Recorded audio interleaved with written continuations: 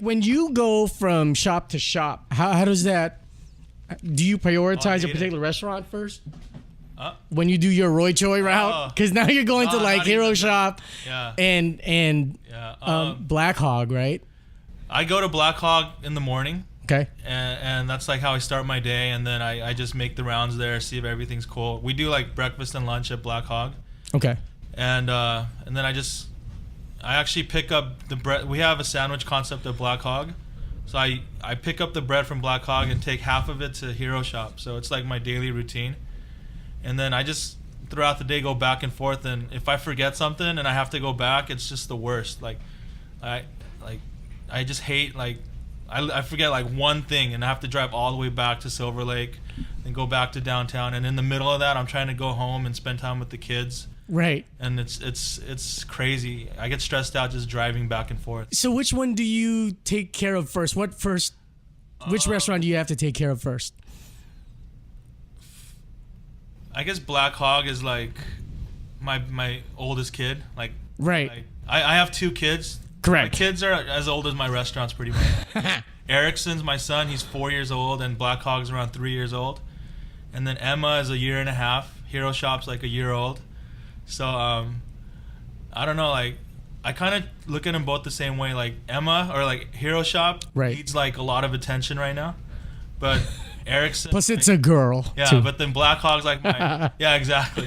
Yeah, right. So like, and then like with Black Hog, it's just like my firstborn. Like I have like this love that's like different from like anything else. So, now, with analogy's sake, is there a certain tipping point? I know you're supposed to say you love both kids, but there is something special about a first child, right? Describes it to me like with my son, like there's this like deep love, like she says, like my love is like so like emotional for Erickson, and for Emma it's just this like happy, like she's so cute, and like I just like love her, like she's like just a cute little baby girl, and I show her so much affection, but it's like maybe more lighthearted or something. I don't know, but they're both love, but it's just different. Which one? I'm talking about the restaurant now instead of the kid. Okay. Which one do you find more? I guess not stressful, but which needs more attention, really, restaurant wise?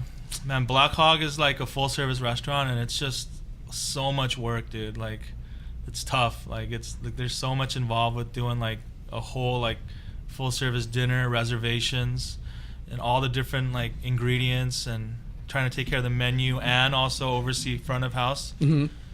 Yeah, usually like if like most restaurants, the chef just takes care of the back, but since it's like my place, like I have to oversee everything. So yeah, Black Hog's a lot more involved, like a lot more work. So there's a compelling story for everyone who gets into the restaurant business, right? Between the waiters and bus boys and waitresses sleeping together, them not getting along. Yeah. There's the chef shitting contest. Yeah. Who makes the better popcorn, bacon, in your restaurant's sake? You first started. When did you realize that? You know what? I'm gonna get into the food industry, which I think with producer Jay, who's also one of my hosts. Yeah. He mentioned you started off with a franchise. Yeah. But before you get to the franchise part, was it something that grew that you were interested into the restaurant biz, or was it like a moment? It grew. Like, I guess like after college. I went to the East Coast for a couple years, and I was just lost. I didn't know what the hell I want to do with my life, and then I came back to LA, kind of no direction, and my family helped me start like a little business. It's like a little sandwich concept called Togo's. Okay. And it was cool. It was like it was busy. It was right across the street from USC. It made good money. I was young, and like it was easy to run. So I was young, I had money, and for a while, like I just let it run on its own, and I just did whatever. But during the middle of that, I tried to go to culinary school, and I was like maybe 22, 23, and I'm like, my heart wasn't fully into it. Into that franchise, that concept. I was running the business, and then I wanted to. I enrolled in culinary school while doing Togos. Okay. And I just did it for 3 months, and then like I'm like, yeah, I don't want to. I just want to party and like just do whatever like else, and so right. So that was just half-hearted, and then later on, like 9 years down the like maybe after doing the business for 9 years, I decided to sell it, get married. I got married. I sold the business, took the profit, went to New York, paid for culinary school, and like just all the expenses in New York, and really went full on and decided to pursue it. Like, okay. Yeah. That's fantastic, Chef Terry Lee, but there's so many things that happen in between, right? You know, one thing sociologically, what we try to do at Plug 12 for the show is, you know, to understand how you got to 10. Yeah. And I think a lot of people don't realize when, you know, for the most part, Asian people are the parents try to take care of you, right? Which, yeah, you know, totally. they helped you out through your downfall, right? You know, trying to find a career is the hardest fucking thing to do. Yeah. It's the most difficult thing to do. We get pointed towards 8 to 5, 9 to 5. Sure. You know, that's what you want to do. But, you know, as a youth growing up, were you more like of a party kid, or did you go through ebbs and flows of being a good kid and being well disciplined? Honestly, if I was left to my own devices, I don't know where I'd be. Like, I don't know if I'd be like in a terrible spot, but my parents had a lot of influence on me growing up, and like like I hated studying, I hated school. I just wanted to hang out with my friends and just have fun, but like, you know, like they pushed me, and like I got into UCLA, and and like, but I mean naturally I'm not a studious guy, like, yeah, but they kind of helped me so I didn't get into too much deep shit, you know, so right. Yeah. And how big a culture shock was it when you decided I'm gonna go to culinary school in New York? And was there a big New York culture is shock? A different different beast, right? It's just fucking the greatest city on earth. Like LA is like my home. I love LA more than anything, but New York is like, I kind of compare it to like a mistress. Like I love New York so much that I feel bad towards my hometown. The fine-bodied mistress. Yeah, right? exactly. You know? It's just you go out with her late at night and like drink and just do whatever you want, and she's always there, and like it's just doesn't nag. There's always excitement. Like it's just busy, and like there's nothing like New York, dude. It's like the greatest place. So coming from that background, did you fuck around first, or were you fucking around and being serious at the same time? What do you mean? When you were going to culinary school in New York, because that's a lot to digest. I didn't do. I got married. We were newlyweds, so it was actually like a honeymoon for me and my wife in New York. Like, it was like I was a little older. Like we went to New York when I was in my 30s, so early 30s. So yeah, I mean we just enjoyed New York. Sorry. No, it's all good. Let me turn this off. Yeah. You can answer. I mean, this is how we do it in the studio, man. You can answer a text. I don't care. You know. No problem. Yeah, cool. But and how did the wife take New York? We both loved it. Like it was like, I think we're just we love like, just like feeling the crowds and like the just the big city life was. I think it's wired into us. Like we love that kind of environment. So. Would you say that if you didn't study in New York, your cooking and your palate would be completely different? Like maybe Black Hod would not exist? Yeah, it would be totally different. Like New York, like it opened my eyes to like, there's like this passion for food there that's kind of growing in LA, but New York's been there for so long, and like and the people I met, like the culinary school that I went to, it was a night program, so everyone's a career changer. Like they all work 9 to 5 jobs, and then they go to school at night, and the people took it like super serious. Whereas a lot of culinary schools, it's like a bunch of high school grads that don't know what they want to do. But yeah, so these people that I met like opened my eyes to like just how like they all had such crazy passion for food. I didn't feel alone. Like before, I'm like, dude, no one loves food like I do. But then over there, everyone did. So it was a good environment to grow. Would you say, is this fair for me to say that New York is probably the first king of the foodie world in the U.S.? Oh yeah, totally, dude. Yeah, definitely. So you own Togo's. You're in New York. You're going to culinary school. You have a family. Uh-huh. When you moved back to LA, what was going through your mind? You must have had some type of mental momentum. Yeah. And like culinary blue balls, right? That you wanted to express at that point. Well, New York was cut short. We were only there like 2 years, less than 2 years, because my wife got pregnant, and we had our son in New York, and it was just, we had no money.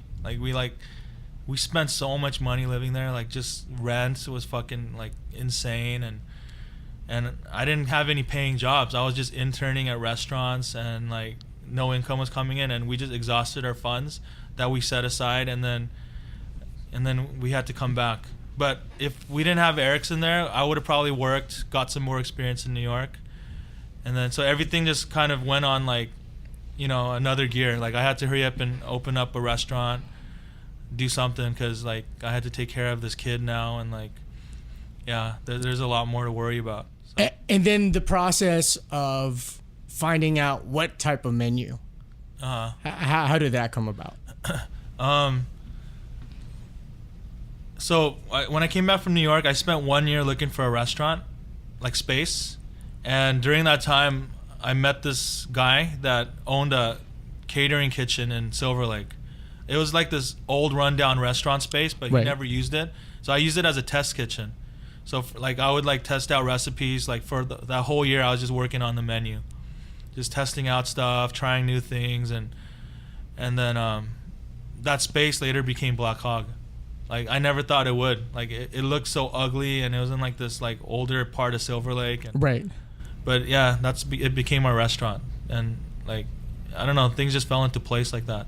Now with developing a menu, because culturally with Asians, the perspective is, I gotta rep my ethnic culture. Yeah. Was it easier for you to move away from that and put together somewhat of a fused mix? In the beginning, I totally did not want to do any like Korean influences, or I didn't want to be like another Roy Choi or David Chang, or like. So I like kind of went to the other extreme where I'm like, I'm gonna try to do like just solid, like, classically like inspired dishes, like, and then it would kind of be, if I did any kind of influence, it would be LA. Like, a lot of Mexican influences are in my food, but I avoided Korean in the beginning a lot. And is that because just being a contrarian, or is this like, I really want to experiment? I really want to be. I just didn't want to be another Korean. There's a lot of Korean chefs, I think, on the scene. And I don't want to be another one just trying to make like kogi tacos or like. Just to separate yourself from the line, yeah, right? I was conscious about that. So when someone like Jonathan Gold, right? Yeah. Jonathan Gold did a great review for you.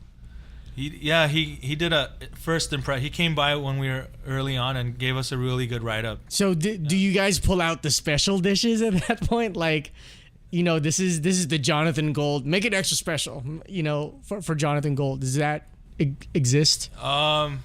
Dude, honestly, like I didn't even know what Jonathan Gold looked like back then. And apparently he came like 3 times, or like at least a couple times, and I didn't know it was him until the last day my wife came to the restaurant and said, Jonathan Gold is in the dining room. And I'm like, are you... And you were freaking out at that particular point, right? And I was like starstruck. Like, I mean, I've seen celebrities in LA, but nothing like how I felt with Jonathan Gold. Like, I was like, I didn't even want to look at him. I didn't want to say it. But then part of me, out of just admiration, I wanted to say hi. So like I went out and I said hi, and he was like the coolest guy. Like he's like, hey, how's everything going? Like, like if we didn't have beer and wine back then. He said, if you need me to ever go to speak on your behalf to the city to get your beer and wine license, let me know. And he was like super helpful, and that's what I heard. His reputation is like he's like very helpful towards like up and coming businesses, like small like mom and pop places and stuff, and he was totally like that. And you didn't have like the apple pie with the envelope underneath. Thank you so much, Jonathan Gold. None of that.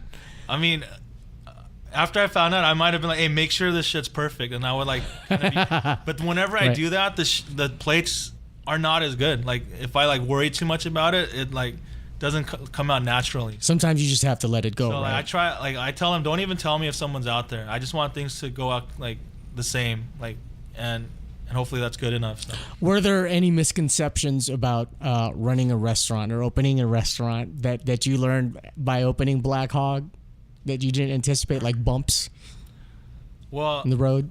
Honestly, when we first opened Black Hog, we did a BYOB, and this shit's totally not like legal. But we kind of didn't care, and like no one like enforces this shit.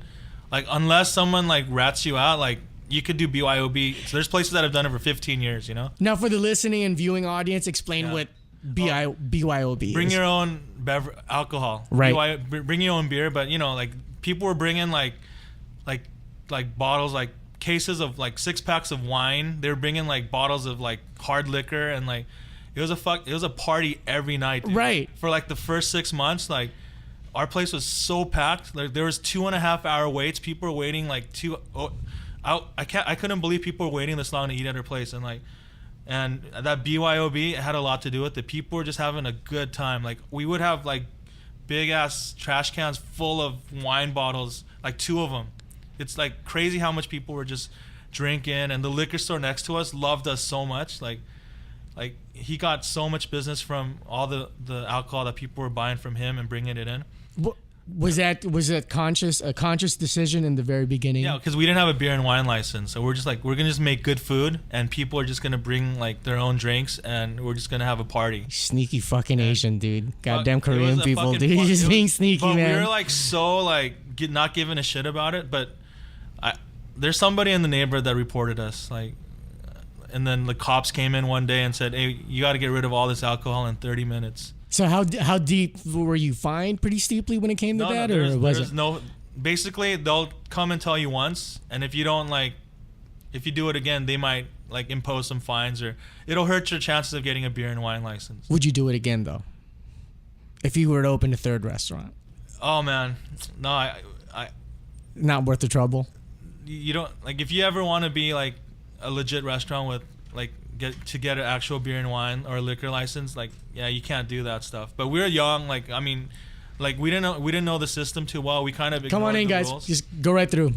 Yeah. Yeah. So, I mean. Oh, by the way, Chef Eric, station manager DJ Dino, hey, what's up, Nicky Boy, right there. Station managers, they're partners and of the Assemble Media Group. Feel free to walk right through if you need to. Yeah. But. So my misconception was this shit's fucking easy. Like, dude, like we're so busy, and like, but after the beer and wine, like after they reported us and we stopped, if it just everything went down like more than half. Like our business sales were down. It was slow as hell, and we had like a 3-4 month period where we were waiting for a beer and wine license, and we were just struggling. Like it was so bad. So you were in the red at that point. Yeah, we were losing money, and we actually had to close for a month because we couldn't maintain. Oh, we got to that point. Yeah, so we just we closed and just waited for the beer and wine license to come through, and all of that shit's. That's when I realized how much of a nightmare it is to open a restaurant. Because before that, all we had to do was touch up the dining room, and we could open. But with the beer and wine, you have to get building permits, you have to build restrooms, you have to have like handy ADA accessible, like everything has to be ADA accessible, which is like wheelchair accessible. Right.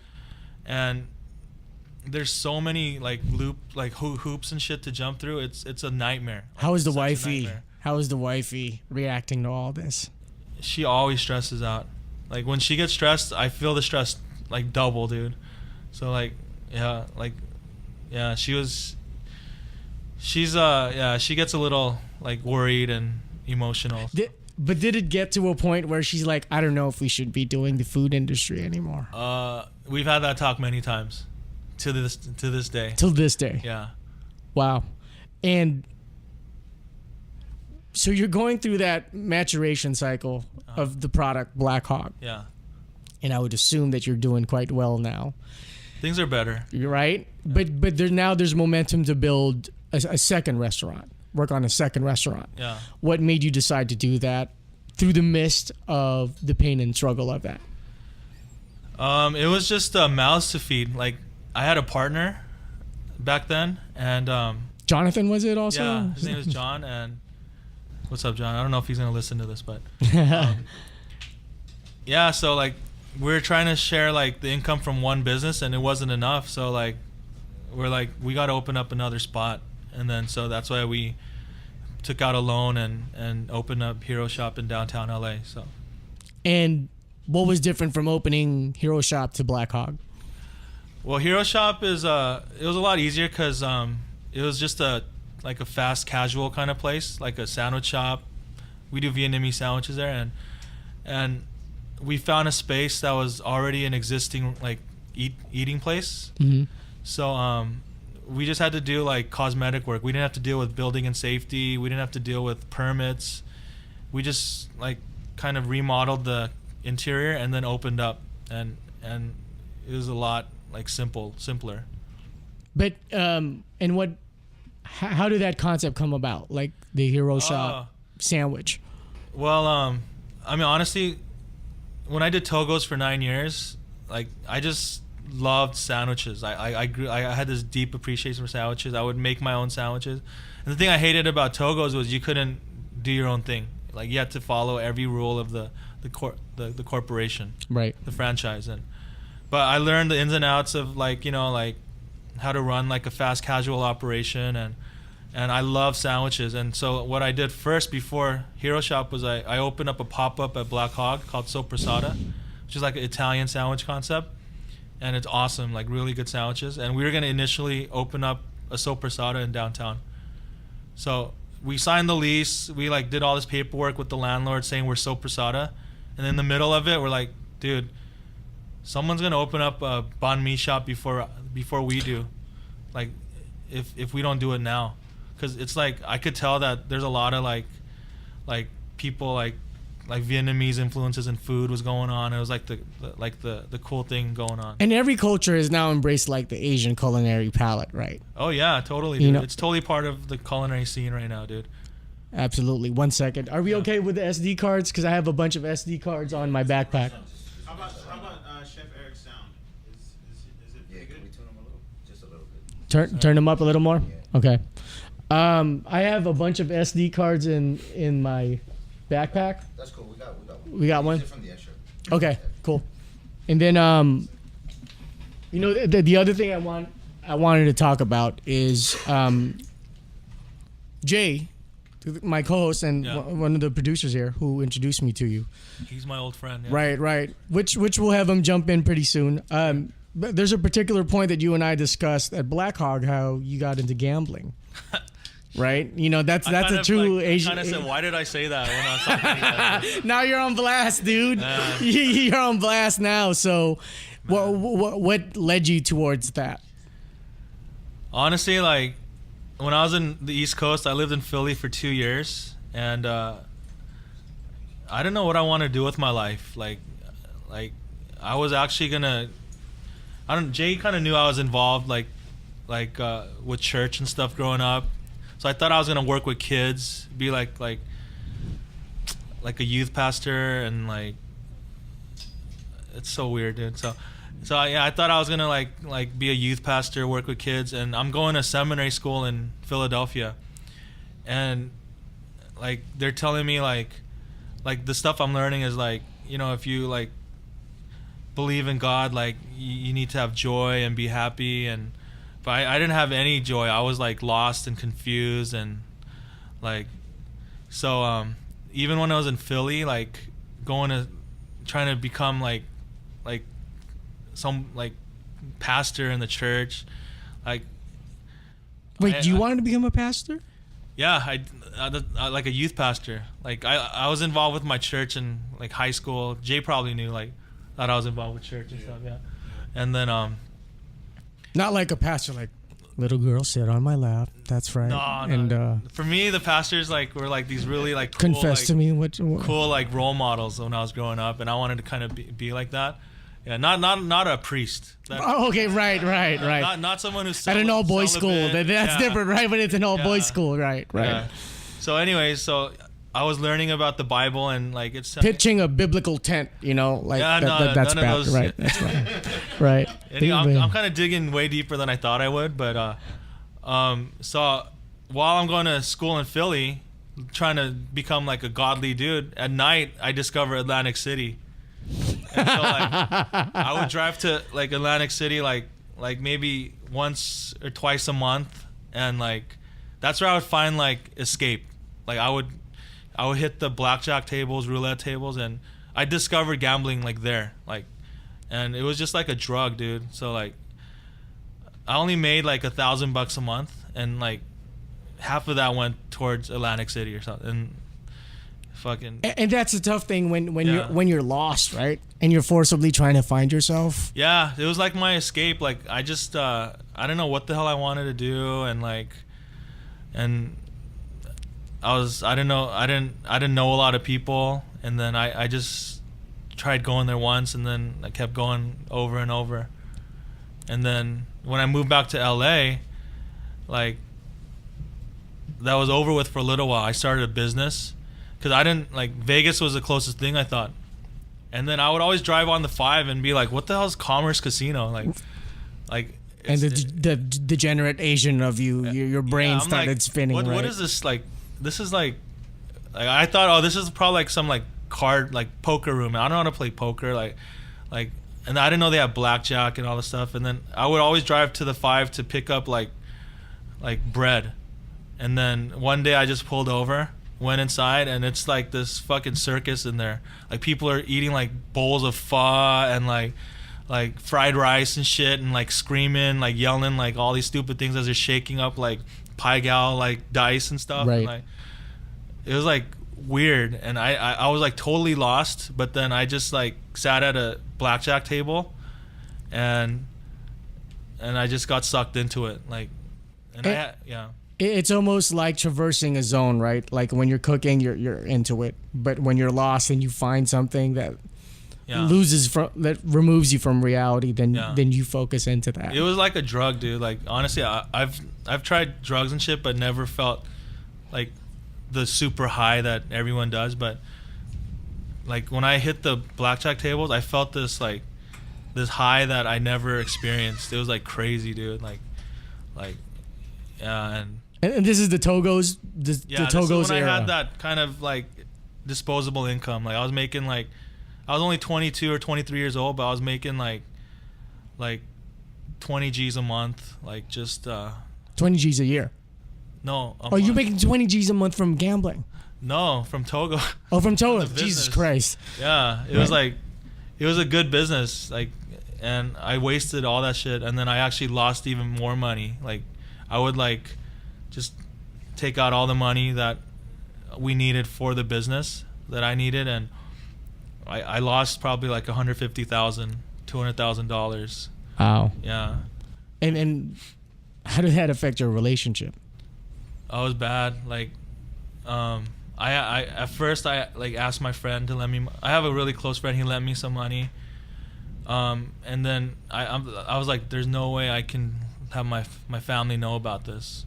Wow. But I came to a point where I had no choice, and then I had to like tell my dad. And then they bailed me out, but it was just the worst shit. Like, as I welcome Joe and Jay, a lot of this, right, guys, sociologically, what we have to talk about nice to meet you. is this